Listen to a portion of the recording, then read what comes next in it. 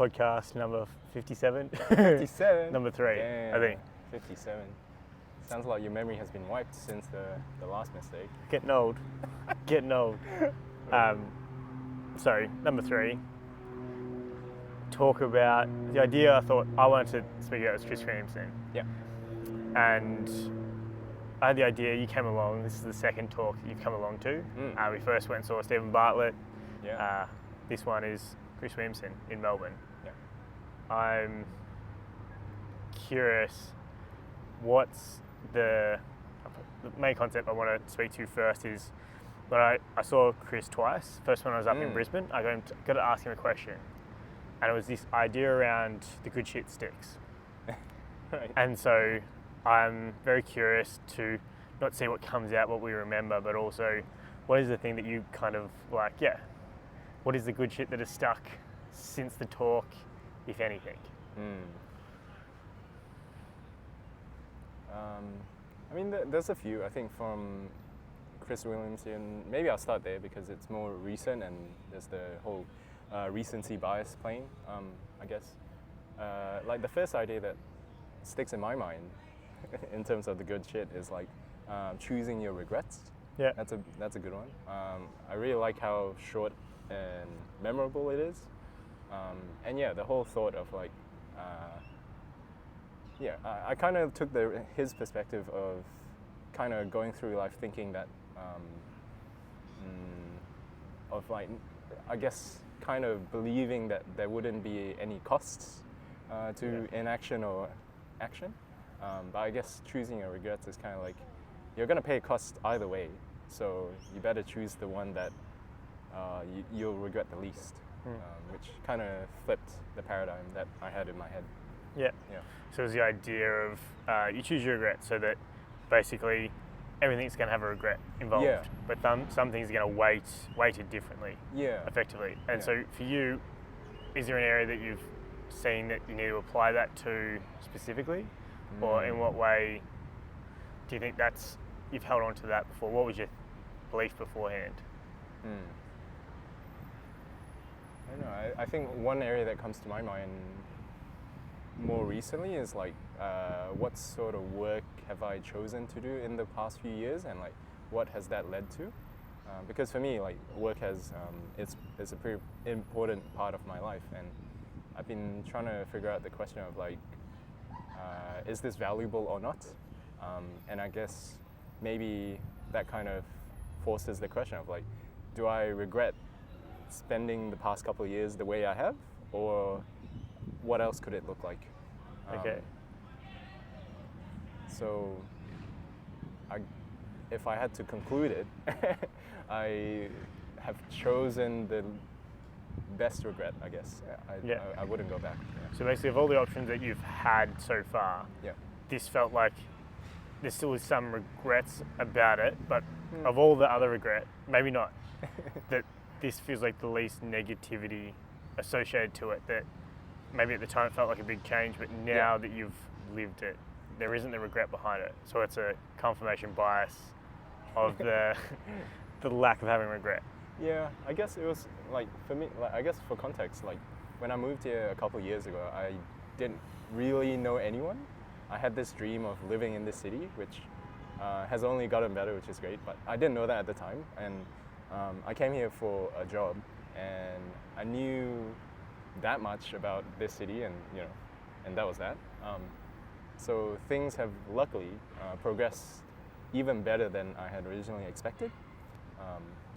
But at the time, there was a lot of fear and there was a lot of uncertainty. Interesting. And so do you feel like that thing's connected for you because of your accepting your past experience, or something that you want to live your life differently moving forwards? Well, here's the thing about the way I kind of approach things to date. It's kind of like I would see myself as like a pretty adaptable person, like, and you can see this through like the places I've worked or lived in the past like 5 to 6 years. I've kind of moved around a lot, from Western Australia to the East Coast to regional Queensland to Tasmania, and then now here. So on one hand, you can see me as like an adaptive person who's very flexible, let's say. But in the very rare moments when things get dark, there's this voice at the back of my mind of like, hey, why didn't you just stay in Western Australia and do what everyone else did? And if that voice were to continue talking, it would say things like, oh, you could be earning X amount more. You could be having X amount of prestige more. People would care more, whatever more is. Yeah. So as I've gone on this journey of like choosing I wasn't choosing my regrets at the time, but if we were to use that framework, the way that the choices that I've made have always forced that question of like, hey, like you could have just took that other path and maybe it would have been easier. Yeah. But yeah, whenever I've had to think about that question, the answer to me is still I wouldn't change anything. Yeah. Yeah. It's only when it gets real quiet and real dark, when that voice is like, hey, it could be easier. Even still, you still have Even still, yeah. this idea of, could I live a slightly easier life than what I'm currently living? Yeah. Maybe easier is one. Yeah, I guess. Yeah. Interesting. I think it's a valid point. I think it's a cool idea. I think it sticks somewhat for me. Yeah. In terms of there's always going to be a bad outcome, or like, or it's not even there's always going to be a bad outcome, but there's some situations that it's just going to be bad, no matter which way you scrape it. And so, which of these decisions are you going to regret the least in your life? Of like, okay, if you go back and look at that thing, are you going to change anything? Yeah. And I think it's like asking yourself is, what would you want to have done differently? So it's like an action that you're mistaking almost. Yes. Yeah. And so you either have to take an action that you stay the same, change it, or you do nothing. Or like there's multiple things you can do. And so you've almost got to try and guess which one you're going to regret more. Yeah. And so I think by living out an action, it gives you an idea of what may have been differently. I think it probably comes a lot more from inaction than what it does from action. Like even the actions you still kind of regret sometimes taking an action, but if you have an intention about the action and really think about it, you can probably regret more things in life. I wonder how much can we know of what we'll regret in advance. We can't. Yeah, we can't. It's like, dang. You can't A/B split test your life. Like even if you do like a year of each, you're not really actually going to know, and you're probably going to lose something from the split test of like not being with it or not. You're going to be in a different stage of your life. Yeah. Basically. Yeah.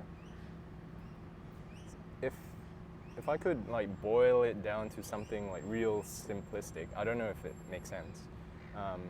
What if like this was basically the outcome of like doing a pros and cons list, and then you choose the one that has the fewest cons? Yeah. Is that how I it think works that's out? effectively the idea of how you try to rerun it.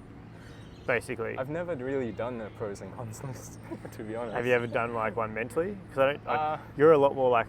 I'm surprised you probably haven't done one because of the amount of writing that you've done. Yeah, I'm surprised as well.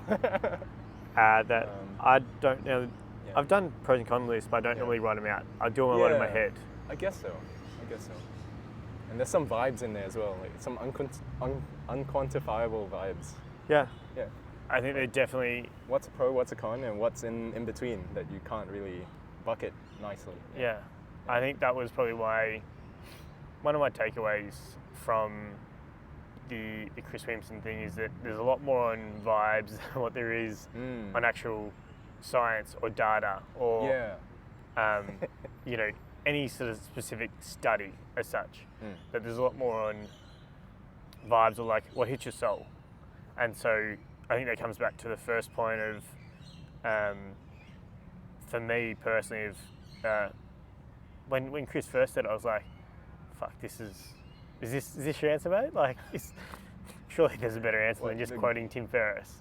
The idea of basically the good shit sticks. Yes. Find out what hits your soul. Yes. And so when you look at the things that hit your soul, that is basically a vibe. Is kind of questioning, are you doing this for somebody else? Are you doing this for you? What is does it like resonate on your frequency?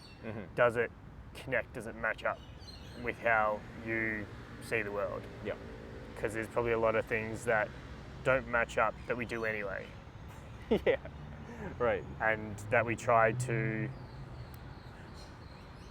it because somebody else said it is, or because it's the way to do something, which is like the opposition to choosing your regrets. It sort of like ties into it of,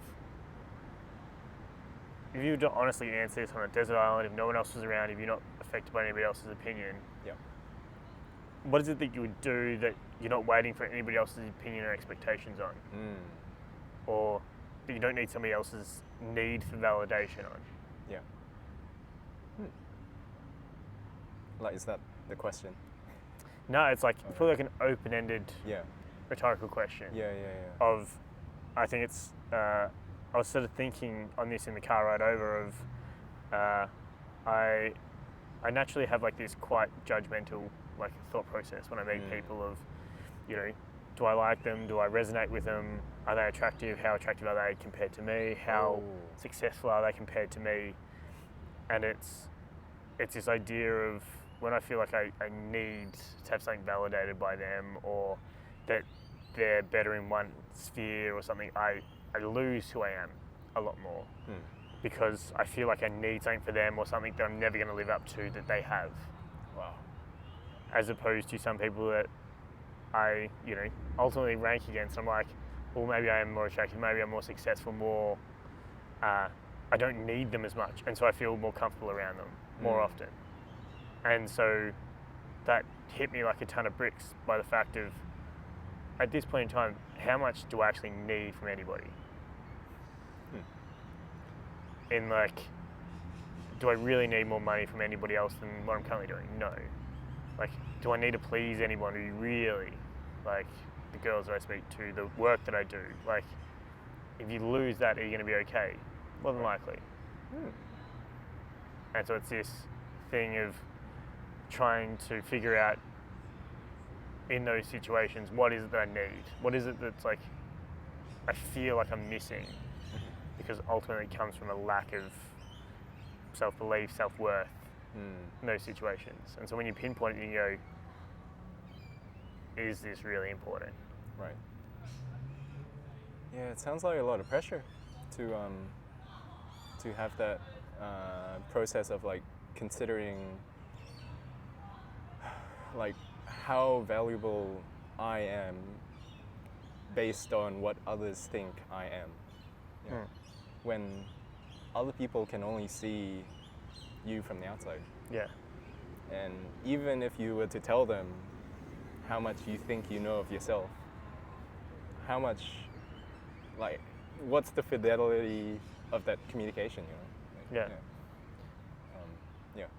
It's I was listening to it again on the way over here, and it's like one of the points of, why do you care if other people like you? A lot of people don't like themselves.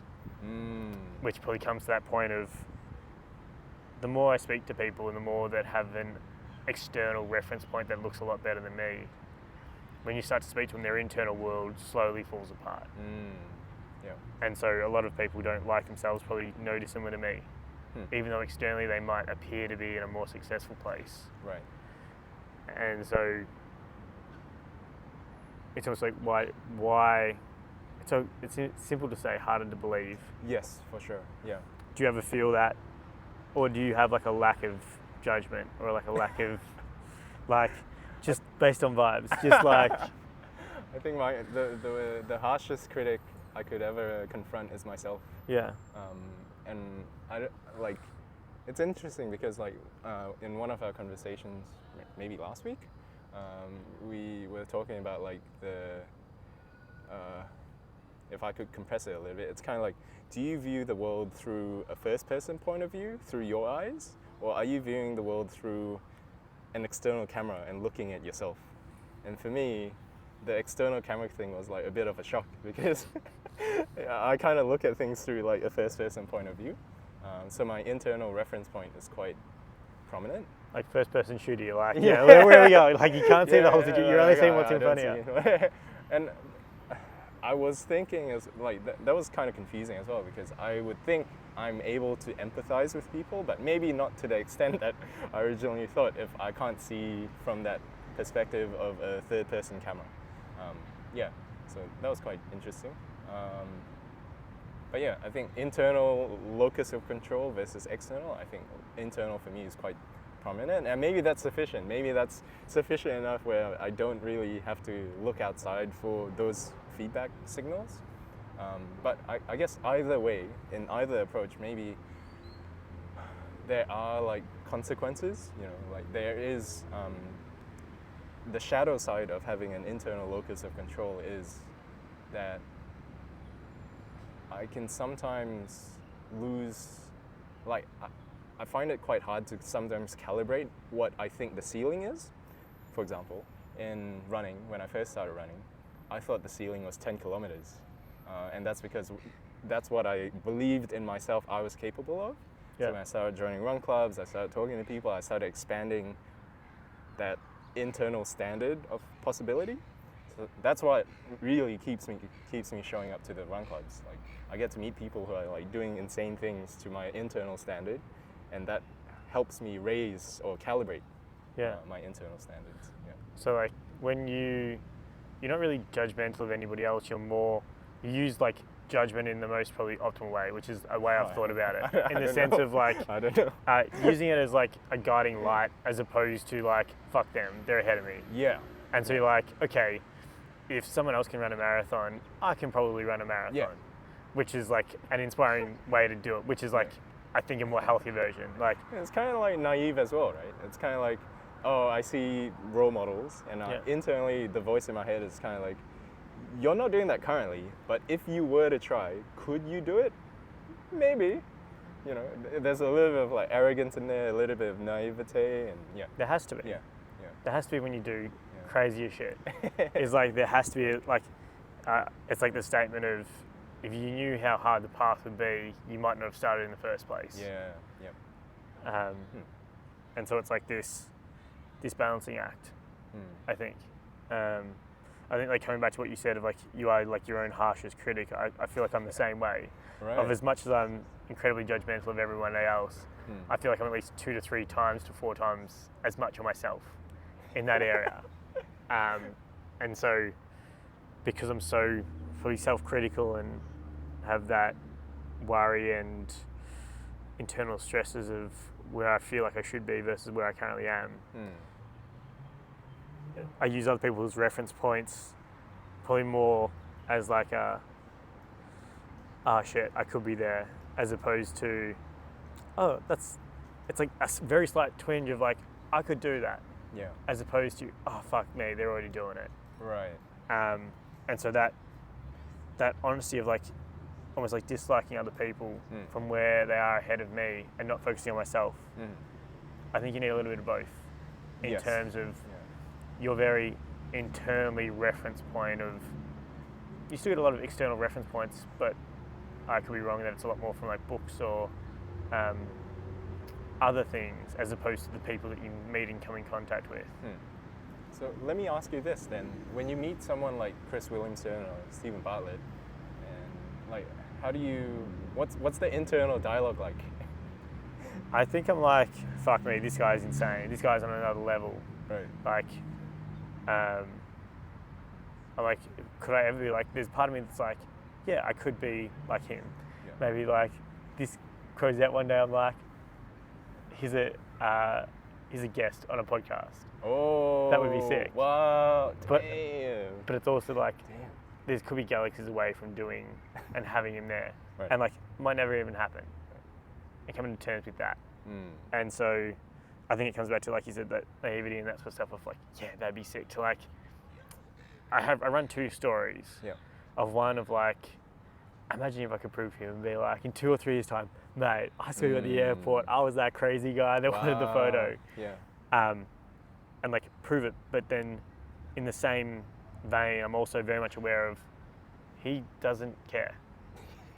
Like, he's living his own best life. He doesn't care. Right. Like, I'm just a blimp on the thing, unless there's a point where I'm at his level or above his level or provide something to him. Yeah. It was probably the second question I asked him. I was like, what do you feel like Alex Hormozi sees in you?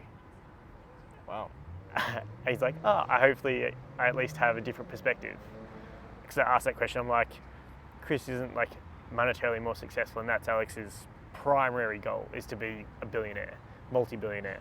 And so I'm like, what the fuck is Chris doing? Because he's obviously not going to be on that level, but there's obviously, he likes philosophy enough and the idea that these inputs coming in. Mm-hmm. Which I also think is like a very ordinary question after asking it. I was like, fuck. Like, am I attacking him? But it wasn't an attack on him. It was more like an attack on myself of me asking the question of, I feel like I'm the Chris Williamson in the Alex Hormozi case. For Chris Williamson to Hormozi. Right. And it's like, okay, well, if I'm Chris Williamson to Hormozi, and Chris Williamson this is fucking mind-bending stuff. if Chris Williamson is Hormozi and I'm Chris Williamson, what could I add to somebody else's perspective or conversation or something to that effect? In a lot of areas, I'm like I get very nervous, like get worried about what they think of me, even though I know logically no one else, you care about yourself more than anyone else cares about you, naturally. And so if everyone else cares as much about themselves as you care about you, then no one else really cares about anybody else all that much. Right. I wonder then, what I'm curious about next is, like, in those moments of your life when you've received the external approvals that you thought you were seeking, was it what you wanted? It probably didn't live up to the hype that I was hoping, because like, asked him 2 questions and both of them, he was like, yeah, they're okay. Like, he didn't point them out as like, oh, these were sick questions, or like, I had too high expectation of what my questions were. Mind you, other people I felt were asking silly questions of like, what do you think of the fucking, I don't know, they were just stupid questions of, what do you think of Australia? What? Like, I'm just like, there's no, what? You know, talking about Goggins and, yeah. I don't know, it was like, it felt like the questions that were asked, I was like, they haven't put much thought into it. And so, what was your question again, roughly?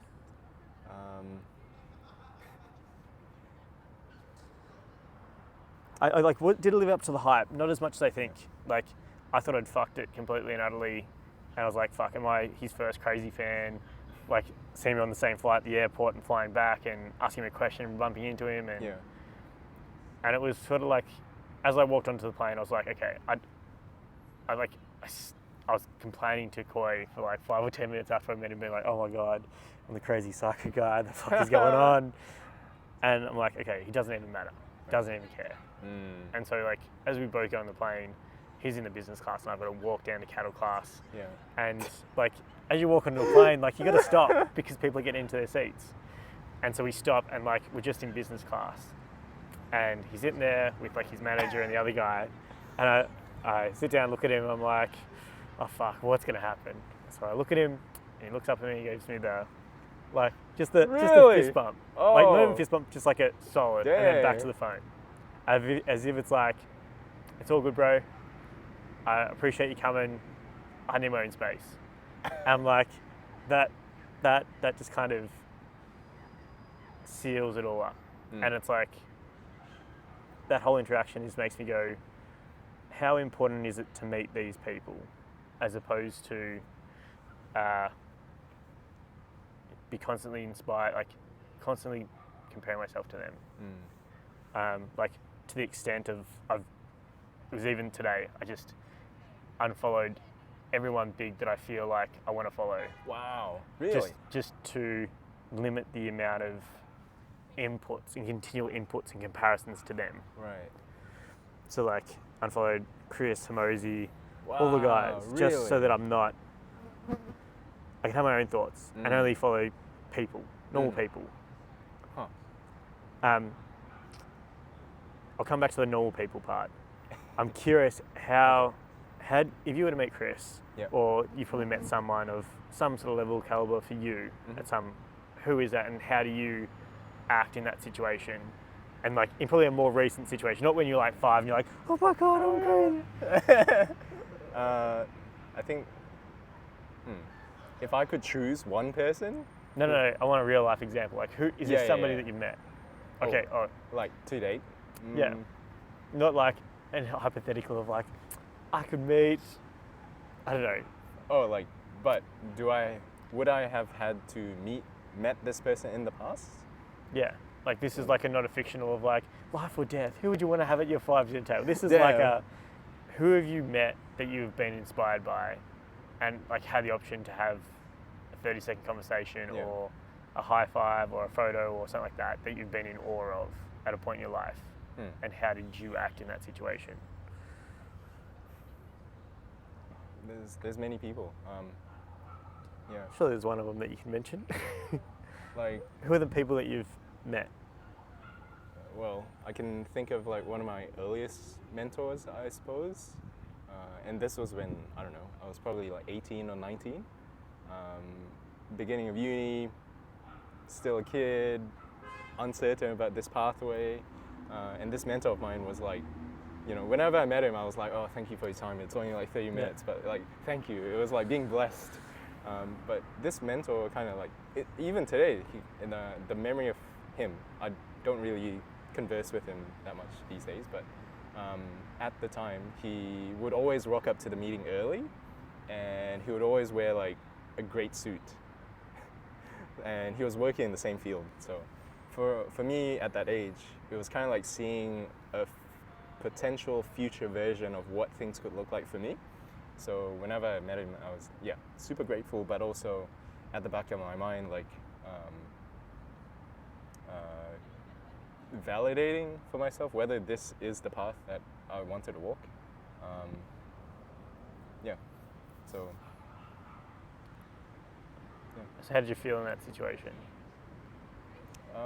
Both inspired and also maybe intimidated. Yeah. Yeah. Is this person like an average person that no one else would know? That would probably... Yeah. Professional engineer, 20 years ahead of me. No one really knows his name, but still left a shift in my trajectory. I feel like that's a different meeting, somebody different. I kind of mean someone that I guess you idolized him the more you met him, as opposed to like before you met him, you were like, who the fuck's this guy? Yeah. And then the more conversations you had, you're like, this guy is like half decent. Like, I want to spend more time with this guy. Yeah. Is there somebody that you've met that you've idolized or followed before you actually met them? No. No. You've never met many celebrities? No, not really. Yeah. Huh. Yeah. Interesting. Because like that's what I was trying to confirm. I was scanning my brain, like, have I really met anyone who I kind of like idolized or looked up to previously, and like finally got to meet them? Not really. No, like soccer stars, football players, no one in sports, no one in music, or right. Yeah. Fascinating. The person, like, if I could shift the question. Okay, the person who I would like to meet is Jordan Peterson. Yeah. And how I would react would be to be really inarticulate and to stuff up the question I would ask him, as usual. That's your belief of how you'd act? Yeah. Interesting. Hopefully you get to meet him one day. Yeah, hopefully. Have him on the pod. As a slight tangent to Jordan Peterson, I think one of the ideas that came up during the Chris Williamson show was the quote that every ideal is a judge, and that quote stands out to me a lot. I didn't hear that. Like, it doesn't mean it didn't exist, but it's like interesting what you pick up. Like, it was probably in there, but it didn't resonate for me. Yeah. And so that's fascinating. Yeah. And so what do you take from that? So every ideal is a judge. Yeah. Okay. It's a harsh one. It's kind of like when you're looking up at something. I guess maybe I'm trying to like condense ideas that I've heard from Jordan Peterson, but when you look up at something, it's straining your neck, so physically it's hard. But I guess in that sense, it's a hard thing to look up, I think. Yeah. Put simply. So it was like the idea of like almost like the imposter syndrome thing of like, this is the standard that you want to expect, but this is where I am, and so you're looking up to the ideal of who you could be. Yeah. For example. Yeah, it's kind of like when you look up at someone or something, you're kind of like, you get that motivational boost of like, oh, that's what's possible, that's great. But at the same time, the shadow of that is like, oh, now that I can see what's possible, every single moment of the rest of my life, I'm going to be questioning myself, like, why am I not there? Yeah. It's a tough judge. It's tough, yeah. It's tough to like, it's a tough thought to ponder. Yeah. Do you feel like that was a confirmation of how you felt, or did it give you an answer to how you felt?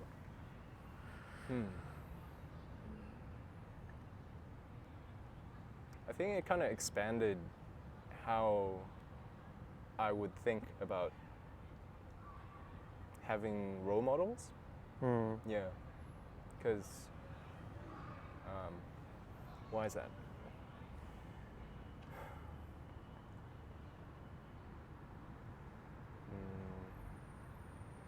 Yeah, I guess when I meet new people or talk to friends or family and whatnot, like I try to see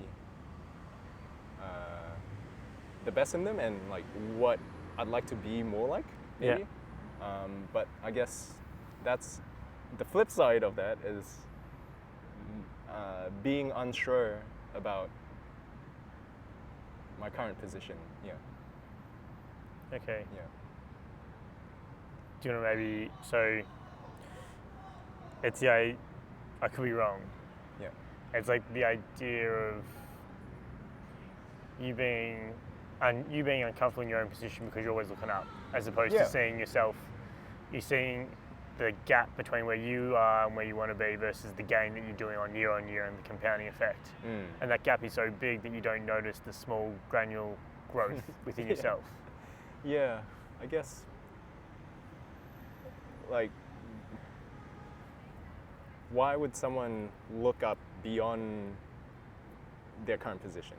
It's because within themselves they know, either they know or they subconsciously know that they're dissatisfied with where they're currently at. Yeah. Because my theory is that if you are satisfied, why make the effort to look up, right? You could just look straight. Can I look at the sun? Oh, you could, but it's painful. Why do that? Yeah. It could burn your eyes. It's like, why am I looking up? I'm like, why look up, right? Buildings, sky, okay. So the default is to look straight or look down. Yeah, it takes effort to look up. Yeah, and so obviously if you're not content with what's down and what's at that level, then you're like, okay, I better look up. Yeah. And looking up, you're like, fuck, how do I get there? Yeah. Okay. Yes. Interesting. Yeah. I think it's hard to... That is always like the judgmental factor that I feel of like, everyone that you look up to is obsessed about one thing, but you forget that they're terrible at everything else. And so when you ideal and look up at their one, it's like looking up at one skyscraper in a flat landscape. You're going, fuck, I need to be on top of that skyscraper. But everything else is flat around them. Or like nowhere nearly as big as they are at that thing that they're good at.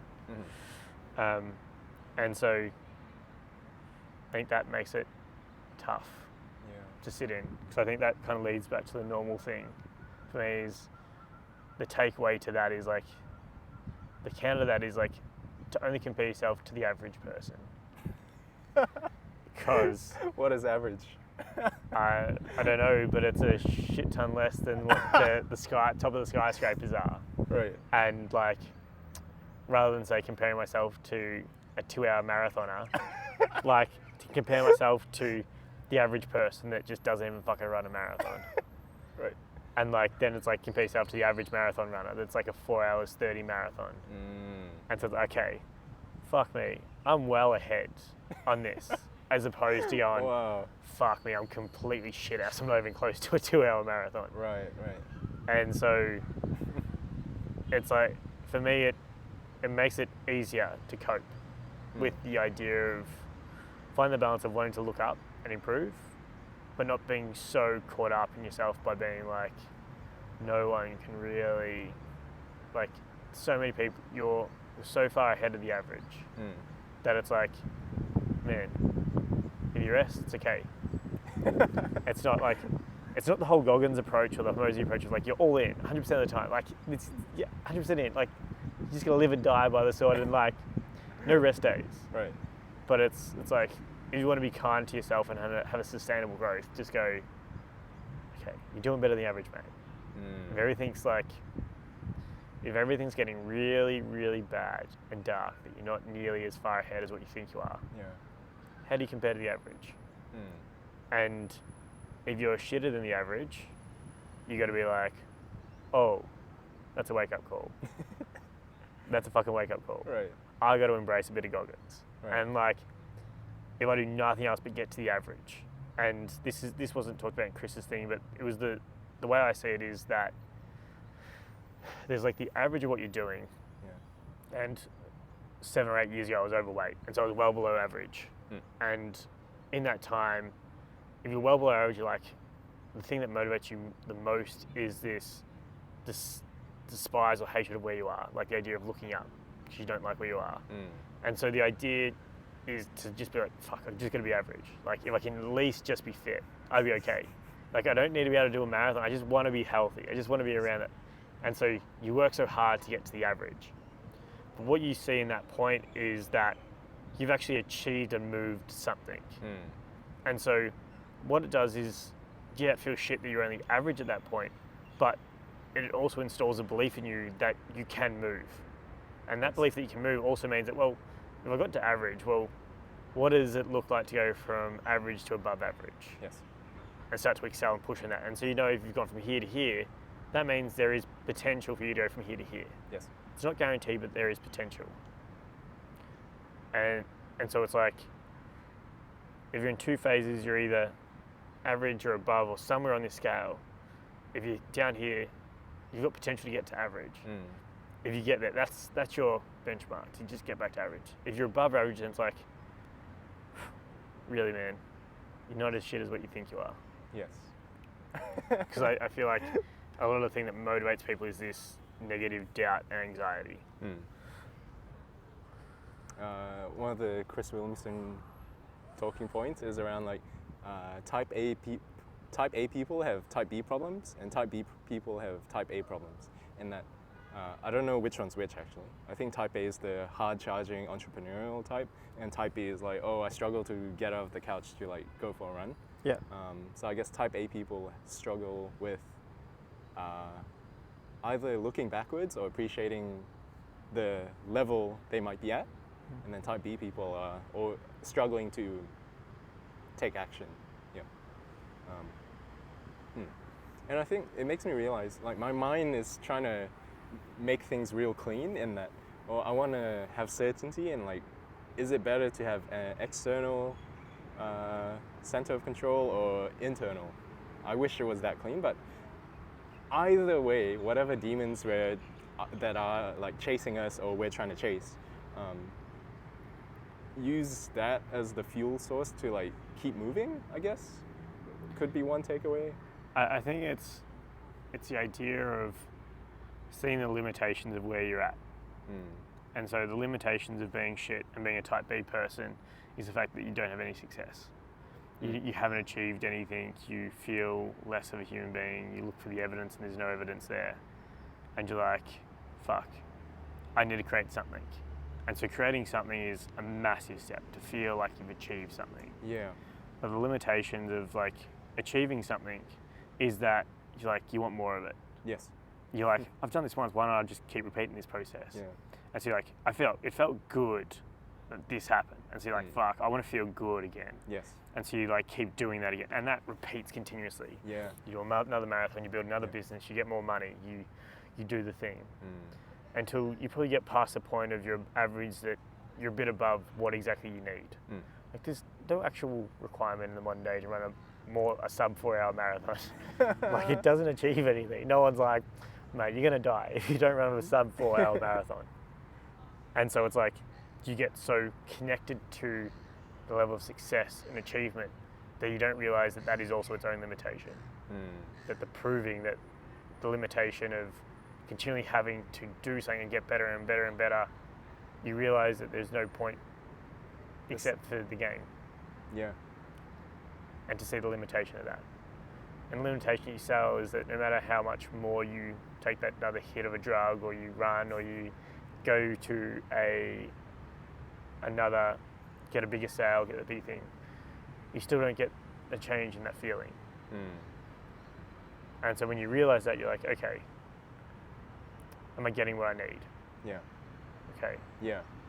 How do I make this sustainable so I can do something that I enjoy for the sake of doing it, not for the feeling of achievement that I get at the end? Yes.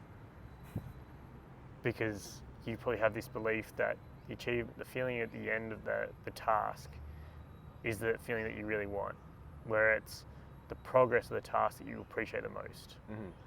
And so that's where it's not doing it for the achievement, but doing it because you want to spend your time doing that thing. That's a special place to be. It is. Yeah. It's a very special place. I think, it reminds me of I think probably this is a James Clear idea, just a sum of these ideas in my head. He makes a difference between being goal-oriented and thinking about achievement through identity. So one way to think about doing a marathon is like, I'm going to do a race so that I can achieve this time. The kind of hard to understand perspective from him that I'm trying to figure out still is to frame things from the lens of identity. So why are you doing this marathon? I am doing this marathon because I'm an athlete and this is what I do. Rather than saying I'm doing this marathon because I'm here for a time. And the reason why that distinction is important is that when you're goal-oriented, it's kind of like you make all this effort, you do the marathon ends, and that the energy kind of like dissipates. Maybe you nailed the time, but that's it. There's a hard drop. Whereas thinking about things from the lens of identity is kind of like, you're going through life, you're an athlete, you do a marathon, you do it, and then the natural question to that is like, okay, what's next? So I found that quite interesting. Yeah. I think there's a lot more to the behaviour and the identity of who do you want to show up as. I think there's layers of that as you get older and you see it and you hear it more, who is it you want to show up as sometimes. And what will you do no matter who's looking? No matter who's looking. Yeah. I'm like, do I just jump to another point, or do I like? This is probably like the other idea that sticks is like the cookie podcast. So yes. The cookie analogy is like good. So consistent. That's exactly what I almost just did. I was like, did I just have a mind blank? Was it like that this felt amazing like point? 0.002 milliseconds, but anyways, in your mind, maybe I was like five. wars of like, do I need to go down this topic even more, or pick another topic? And so the cookie idea is not, do I need to get another cookie from the jar, or how much is Subway cookies? It's the idea of you go over to a table and you look at this cookie on the table, and part of you tells you that don't eat the cookie, you're going to make you fat. It's terrible. But there's also another part of you that's like, it's delectable, it's nice, it tastes amazing, incredible. And then there's another part of you that's like, but my teacher when I was 5 told me that you become a fat person when you eat cookies. And I don't want to be a fat person. I don't want to be the cookie monster. And then there's this whole war about 5 different people from 3 different parts of your life fighting over whether or not you eat this cookie on the table. And this is like the voices and the anxiety and the doubt and the turmoil that you're going through, that you feel like World War III is just about to break out in your mind over a cookie. But then someone else looks at you and they're like, he's just debating whether he likes the cookie or not. In a second, he walks away and he's like, obviously he doesn't want the cookie. Maybe I'll go get the cookie. And that's all people think about. Yeah. And so it's this concept of sometimes there's so much going through your mind and your head around, or at least I relate to it, and obviously you do as well, that in the surface it looks calm, like a duck just floating on water. Yeah. But in reality they're just fucking kicking like no tomorrow. Yeah. It's funny, like not long ago, someone gave me a compliment, or what I thought was a compliment. Anyways, they were like, I noticed how you're running. Like, you look very calm. And my response, I didn't even think. My response was like, oh, that's because I'm not talking out loud.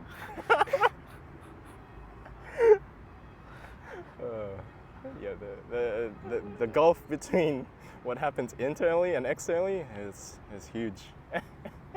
It's massive. It's huge. It's massive. Yeah. And so, do you feel like you have that feeling a lot? Of like World War III in your head, but in reality you're just like cool, calm and collected. This is like who you are. Yeah, I think what appears to work for me is that I deal with a lot of the noise through writing. So I definitely feel like that taking the time to kind of like process through the noise is like a core part of my life that if I neglect, there are consequences in that. For example, if I neglected that habit for like a week leading up to this conversation, I wouldn't be able to like look you in the eye and actually like, play ball. Like my mind will be off, I don't know, up there somewhere or like in the leaves somewhere and like thinking about work or like whatever, and it'll be like too overwhelmed.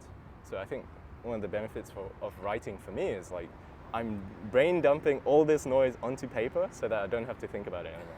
When was the last time you didn't write something down for a week? Oh man. A few weeks ago. And you just felt like very... Shit.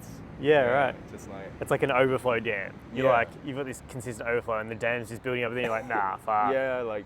Just need to get it out. Yes. Yeah. As long as it's not in my brain, it's somewhere, it's fine. Yeah. Yeah. It's... I kind of wonder, because it kind of links back to the... Not links back to an idea, it links back to an idea I've heard recently. Yeah. Around like the Simon Sinek... It was a Simon Sinek podcast and they were talking about guys and girls conversations and the amount of times girls go, what are you thinking about? and a guy so often's like, nothing. I'm not thinking of anything. Yeah. When in reality they probably are thinking about something. Oh, right. And sometimes they are thinking about nothing. Yeah. But his idea was that in that situation is if you are thinking about something, no matter how stupid it is, yeah, to tell them what you're thinking about. Well, and so half the time, if you really want to know, yeah, it's like the meme all the time of like, what are you really thinking about? Fuck, are they going to shag in the movie?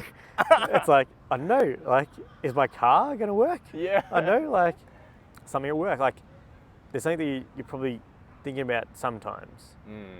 And so, a lot of the time, some people want to hear what you're thinking. Other people, some people don't.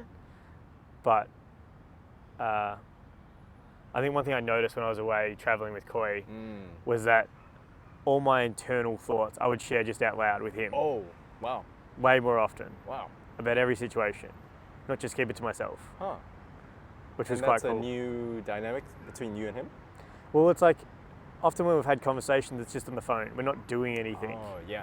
Like, we're just catching up about the week and what's happened. Yeah. But he's got like this real life view of like, what's going on. Right. And so the fact that I could tell him about, fuck, I'm feeling anxious about this, or like, blah, blah, blah, this is what I'm thinking about, or, which also like highlighted what I think about a little bit more than just thinking about it. Right.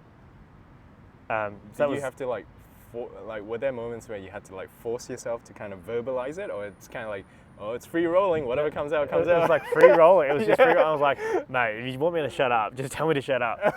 And he's like, no, I'm all good. Oh, damn. So like, I don't know, like, this is still my day. He's like, maybe he's like sick of my shit half the time. But then he's obviously like not saying, no, I'm not sick of your shit.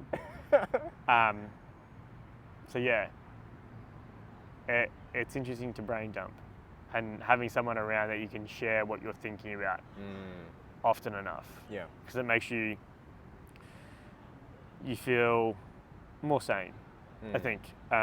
Like one of my favourite quotes is in a YouTube video about the Tour de France. How there's a rider that's been in the tour for like 2 or 3 years, and he's come from like a skiing background, and he's riding, and he's been telling himself these whole 2 years, fuck, this is hard. I'm not even sure if I'm capable. Like, this is the worst experience and pain in my life. I don't know why I'm even doing this. Starts having a chat to somebody else on a different team, and he's telling him like, oh my God, it's hard. I don't know, like, I can keep doing this. And the other guy's like, of course it is, mate. What do you think we're all doing? Like, we all think it's fucking hard. We're cruising. Oh, yeah. Really? Not everyone else is cruising. You're not the only one that's doing hard. Everyone else is doing it hard. Damn. And so I think that is like the reality of coming back to the point of you're worried about whether everyone else likes you, but a lot of the time they don't even like themselves. Like, everyone else is going through a whole bunch of pain that you don't even realise. That if you're probably going through some sort of uncomfortability, everyone else is. It's not just you. Yeah. I think the one perspective that kind of helps me process through that train of thought is like, if I ever feel envy of someone I look up to or someone I see is more successful than me, blah, blah, blah, insert blank here, I try to imagine what their life totally looks like. Not only what I want of their life, you know, maybe I want the surface level stuff like the money and the whatever, the prestige, whatever. I try to imagine, like, you know, what do their conversations look like at the dinner table? What do they have friends, or how's their health? You know, those things. And yeah, the answer that plays back in my head is like, as much as I want the good stuff, there's plenty of bad. And yeah, and when I think of my own life, it's similar. Like, there's plenty of good, but there's a whole lot of bad as well, and it's part of it. You got to like be able to take on the negative aspects, the parts that you don't really feel like are all that important. Yeah. That are like, every musician that's successful on stage has spent hours practicing. It's like, are you prepared to do the behaviour that gets to that result versus, and there's a whole bunch of other things that come with it, of like the fame and celebrity, they're dealing with security and that sort of thing. Like, do you really want that? You have to ask yourself that question. Yeah. You can't just slice their life and pick all the glamorous success or traits or things you see that you really want and just like discard everything else. And like, you have to take it wholesale. Yeah. Yeah. It's it reminds me of like the Sidemen that they keep asking. There's like 7 guys. One of them's KSI, the big guy. That's like the most famous out of all of them. And a lot of people keep asking the rest of the Sidemen of like, do you want to be in JJ's position? Do you want all the money? Do you want all the success and all the thing? All the time they're like, oh, mate, I don't want to deal with it. I don't want to deal with the amount of shit he has to deal with. Shit. And so they're very acceptable of like, he's, you know, on a higher level to them. And not even higher level, but it's like a different playing field. Yeah. And they're like, I don't want to cop with the shit. I don't want to cop the shit that he cops. So you're like, fine. And they're happy with that. Yeah. And so it's a real life example of another one of Chris's points of like, it's idiots all the way up. It's like, that's one way to put it, I guess. All the way up, like, there's always a level or a devil that you don't realize, and you're like, okay, do I really want to deal with this shit? Do I want to cope with this much bullshit, basically?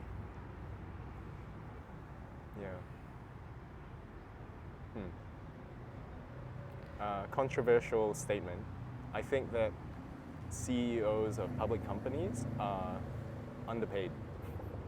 What makes you say that? So this comes into the point where Chris is like, fuck, most of the CEOs, you wouldn't want their job to shit house. Yes. What makes you believe that they're underpaid? Let's say you're the CEO of an international bank. Let's say 20,000 people work at that bank. And let's say, to be generous, you're earning 10 million a year. If you divide 10 million a year by the amount of people you're accountable for, which is 20,000, it's not much. How much is it? What's the quick math? 500? $500 per person per year. Yeah. It costs. Yeah. So when I think of like the surface area of your responsibility, the things that go through your mind, compared to the money, it's like it's not much. Yeah. Yeah. Interesting. So I think my theory anyway, I have to maybe one day interview these people and ask them like, oh, tell me what you think about your life. My theory is that to drive yourself to reach that point of achievement, like you're not motivated by money. Money is like the side effect. Like to get all the way there, what do you think have it to is? be kind of crazy or like obsessed. Yeah, like, about what? Whatever it is they chose to chase. Yeah, some level of ego or some perspective of ego, Yeah. for sure. Yeah. I not even for sure, but it's my hypothesis. We'll be able to look back at this in 5 years and go, fuck, CEOs, motherfuckers. Yeah, I don't even have an idea and opinion of like, I have this theory that being a business owner is better than being a CEO because you can make more revenue because you take on all the risk. Whereas a CEO makes all the judgments and the calls and they are like a caretaker of a business. Oh, right. So there's a difference between a owner or founder versus a CEO. Yeah. Yeah. And so like sometimes the CEO is the owner and founder. Yeah. Or like depends on controlling impacts and percentages and stake and Mm-hmm. but sometimes the CEO doesn't have the stake in the company. Sometimes they do. Probably more often they do, just so that they're rewarded for how well the company goes. So if they go well, they get paid more. Yeah, I wonder then, in terms of like motivation, like out of all the CEOs in the world or all the founders, like who really thinks of it from the perspective of I'm doing this because I want to be a founder, or I'm doing this because I want the title of CEO and that's it. Like I find that quite hard to. What do you suspect? I suspect it's more like either they're chasing something else, not the title. Yeah, the title is another side effect. Yeah. What do I think? It was CEOs. What was the question? Maybe a question then is like, why are you doing this podcast? Is it because you want to be a podcaster, or is it because of something else? I think there is like easily like this small belief of one to create something big and crazy at some point in time. That I believe that this has potential to do that. There's probably the bigger part of I feel like I enjoy conversations. I find it interesting to speak to people and get a different perspective.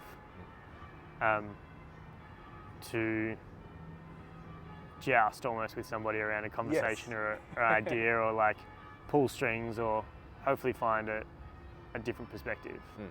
I feel like podcasting is an easy medium to do because I'm lazy as fuck and I hate editing.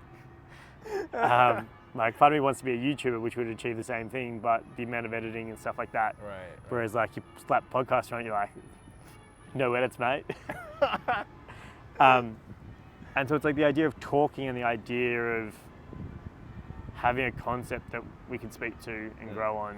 And I think at this point in time, I know it's all about the reps. It's doing the thing of like, I've got no expectation of how many of these podcasts we do or doing my own ones or that it looks like.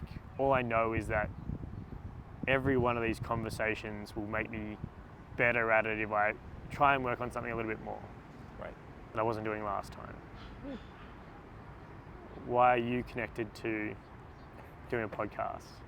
I keep coming back because it's so fun. I think there's something. What makes it fun? I didn't let you answer either of those questions. What makes it fun? I think the conversations that we've had and continue to have through the podcast and otherwise like are quite rare, in that it's rare in my life to have a conversation where the range is infinite. You know, you can go all the way from how's your day and how's your coffee to what do you believe you're capable of in life, you know. So the range is huge, and I find that really exciting. And to have a conversation like this, it's kind of like it's kind of like going on a. I like the word jousting. It's kind of. I think that's the right word. Because you're not trying to do any harm, but you're like, I want to poke it and see what happens. Yes. And you're like, it's not even like a point, but it's like, okay, you just bang, bang, bang, bang, bang, bang. Yeah. It's like this. Maybe it's more fencing than it is jousting that comes to my mind of like. There is a difference. Jousting is trying to like stick it through somebody. Right, whereas right. fencing is like the ding ding dings. Yeah. Fuck me. I will note this is a Friday afternoon after a massive It's week of on work, record. and like I'm like trying to hold it together. It's You're doing pretty well, all Yeah. things considered. yeah, it's the cookie thing. The cookie thing. Looks a lot better than what I feel. Right. But it's like, part of me's like, do I cut the podcast right now because I'm so fucking exhausted? But I'm also like, if the podcast wasn't here, if we weren't recording, we didn't have these microphones, could we keep talking? Yeah, I was like, part of me like we do this normally. yeah, like this is normal apparently. yeah, I want to like turn the camera off so we can just go eat and have another chat. Because it feels like less performative, which is also like the point of, am I sitting right? Am I not? Do I need to do something in a certain way for a podcast? Yeah.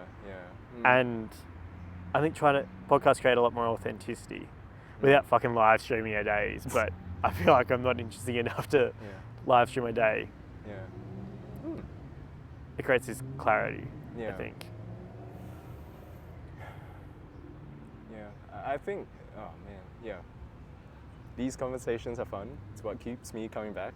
And it also, I think, why do this medium? I think maybe there's one of my motivations maybe is like to make it more common, to make it more, that's not quite the right word, but what I'm trying to say is that if more people can hear about like conversations like these, maybe it might spark them to ask their own set of questions. Okay. And that would be good. Because we still got no fucking idea what and how we're talking about if there's an idea. But I feel like one of the other podcasts, I feel like it's true that a lot of the world doesn't know how to communicate effectively and doesn't know how to communicate. Me. Yeah. We are all still working on it. Man. But Work in progress forever. Eternity. I feel like the idea of trying to work on communicating something could be like the idea of how do you ask questions? Like one thing I noted from the last podcast was that I was talking for like the first 10, 15 minutes. I was like, I haven't let you speak much at all. And so I was like, okay, I need to make sure that I have something to say it, and then leave a little bit of space. Let Julian speak and like have his perspective. Oh, it's on the funny world. hearing that because it was fun. That kind of like that 15 minutes was like a cookie moment for you, but like in my mind I was like, oh, I'm jousting with this guy. Yeah. So it didn't even occur to me. I think I think that's what I like about the self-awareness point of like the third reference point of like interesting that it's your perspective, whereas I'm like maybe he just feels bad and he's just talking the whole time, but I'm also trying to live first person and trying to live it. But then it also has a reference point of what someone else trying to think, which is why I love the idea of the cookie thing of like letting somebody into your own personal thoughts of what's going on versus how you're actually interacting. Like what is the authenticity of doing the podcast? And so maybe like the idea is like hopefully from what you're saying about like we communicate and maybe it's like an idea of how to create a deeper level of conversation or another level of conversation with somebody. So like if you're listening to this, it's like, is there someone in your life that you want to try and have a different conversation with? Or like a deeper conversation? Or a just communicate slightly better? And to preface it of like, just because you pick someone doesn't mean that they're going to want to. Yes. But like, to give you the idea of that there are people out there that are open to having this conversation. Because I still feel like an average person at this stage. We're not famous, we're not traveling around the world as two podcasters doing a fucking talk. Having two other people reflect on our talk show and podcasting and fuck, that would be wild. Yeah, one day. That'd be wild. Fucking getting old. Getting old. That'd be good, I think. And maybe the challenge for me is to try to be more optimistic in that, or being more open to asking, like putting feelers out there, like stop stop the judgment of like assuming that these conversations are rare, but like, just keep testing the waters. But I also think that there's more to people than we usually think there are. Yeah. And I think that because I believe that we are ourselves mysteries, and as much as we can try to understand ourselves, other people have like way bigger struggles trying to understand us. Yeah. Yeah.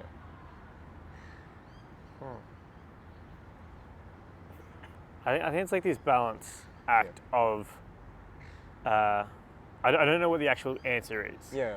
In the sense of, part of me somewhat believes that it's like idiots all the way up, and that like these conversations don't exist as often as what I think it is, and that people that you meet sometimes don't have a level of depth, but that could also mean that they don't trust you enough to have that level of depth of conversation. Yes.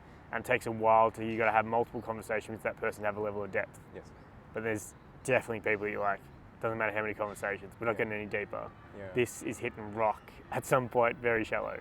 Yeah. And so, because I also know that through my 100 runs that I've met more people that think deeply. And so you still have this belief, like I think I talked about it before, of like, there's only a certain shallow amount of people that like to talk at this level. Whereas I know it a lot more, I feel. You're very lucky then. Yeah. But then is it lucky or just create more opportunities to meet people like that? Yes, that's true as well. Yeah. It's true. Create your own luck. Yeah. Create opportunities. Yes. So maybe I should like start an Instagram account and be like, tell me what you think. Yeah. Random stranger. You gotta do something. Maybe that's too much. Nothing's too much, but it's sort of like, do the thing. Yeah. Do the thing, yeah. Like, it's laughable in the sense of, what the fuck do you want? But also it's like, okay. Oh, that's a big question. Does it hit your soul? And like, is something that you want to go and do and just generally want to do? Yeah, and like, have a video set up and have like a spatula with a microphone attached and go up to people. Like, are you doing it for the lols, for the attention, or are you just doing it out of curiosity? And like, to what level of truth is there of like, why not just go and do that to somebody at a run club they haven't met every single week, as opposed to just some random stranger being like, "What's going on, mate? Big Friday night, brother." Oh damn, so deep. Oh wow, great thoughts there. It's like, it's true. If you roll up tobacco and weed in the one thing, is it called weed or is it called tobacco? I don't know. It's a thought I've been thinking about. What are your thoughts? Exit conversation. Oh man. But he could be a lot deeper than just. Oh yeah, I mean, tell me more about tobacco, I guess. This is me just imagining a Friday night in Melbourne. Like Man on the Street. Man on the Street vibe would be a very fun thing to do. I feel like I want to kind of wrap this up as to create a podcast, and we could go for hours, but we're not Joe Rogan just yet. I'm not Joe Rogan yet. You could, but I'm. I'll drag you along. Yeah, you'll pull me along. All the energy in the world. Any last thoughts, perspectives? I'm still mulling over like how you've deliberately chosen to unfollow the people who you used to follow. That's what you've been thinking about this whole fucking time. Yeah. Well, one of the many things. Cool. One of the many things. Yeah, that. I think that's quite brave is one way, but also very decisive. Like you've made that decision. So yeah, I'm really interested in hearing from you how that goes in the next podcast, maybe. Yeah. It'll be interesting to see how I feel. Yeah. Because I feel like it's like the Whoop thing of like, you get all your data, but then the data controls how you feel as opposed to just actually trying to figure out how you feel. Not letting the data tell you. Because it was, I know in the past I feel like it's been better. I was chatting to somebody a couple of weeks ago. You were there when I was like, I actually stopped following this person because I was just feeling too shit about myself. And I was like, because I kept feeling shit about myself, why do I keep following them? Yeah. And it's not that they were doing anything bad or negative, but it was like they were in a place way higher up than I was and I couldn't deal with it. It's like, I could do that, but you're not. And so it's like this point of often having so many false idols of people ahead that you don't realize that they're also going through shit. That you only see the people that are really good at marketing, putting stuff up online, but you don't see the real value. Which is probably a bigger part of why I like doing the podcasting, is you get an authentic take of somebody. Yeah. And like, I'm hoping at some point in time if we do make it, or at least we have one person or a couple of people that are like, I like you. Wow. Let's chat. They at least be like, okay, this is as transparent as it is possible. Yeah, I think maybe my other one of the many takeaways is that it's kind of like when you choose idols to look up to, they kind of have to not be too far away, in that there is still that sense of possibility, or being naive enough to believe that you can be more like them. So because the consequence of them being too far away, it's kind of like you're aiming too high for your current position, and all you're gonna generate is frustration and anger and envy and feeling like you're not making progress when you're actually like swimming your legs off underneath the surface. Whereas what I'm trying to think about is like, if you choose an idol that is closer relative to your current position, you can actually convince yourself through action that you're making progress. Because it comes back to one thing you said earlier, which was like, you try the thing succeeds, it gives you the confidence to then try the thing again, but at the next level up. And you kind of repeat that, and the more signs of success you get, the more encouragement you tell yourself, and the more you believe you can do. And then you keep going. I think it's a mix of both. Of like, I think it's cool sometimes to see what the peak of the mountain looks like. Yes. But I feel like you need to glimpse it. Yeah, you kind of like see it and then you look away and like focus on today. You need to focus on like the little bit ahead of you. Like I really feel like that is the truth of what you're saying, of you're almost better to have more people that are not far ahead of you surround you, because they've seen something that you've seen and it's fresh in their mind as a memory and a feeling. Whereas somebody that's 2 or 3 years ahead of you forgets what that feeling is like most of the time. They've done it, they've experienced it, but they don't always really know what it's about. And so you need to find this gap between finding people a couple of steps ahead of you versus knowing that there's a bigger gap. I like that summation. And where it's really fun, it's when you find good people who you can look up to, but they themselves are pushing themselves. Yeah. So it's like, man, we're on a trip together. That's where it's real fun. I think it's like the people that are really far ahead of the game like to find and surround themselves by people that are hungry. They just want to do the thing. Because sometimes you lose that drive. And so just surround yourself by people that just want to go and do the thing is good. Like, it pulls you out of your comfort zone and keeps you to go do the thing. Yeah. It helps a lot. On that bombshell,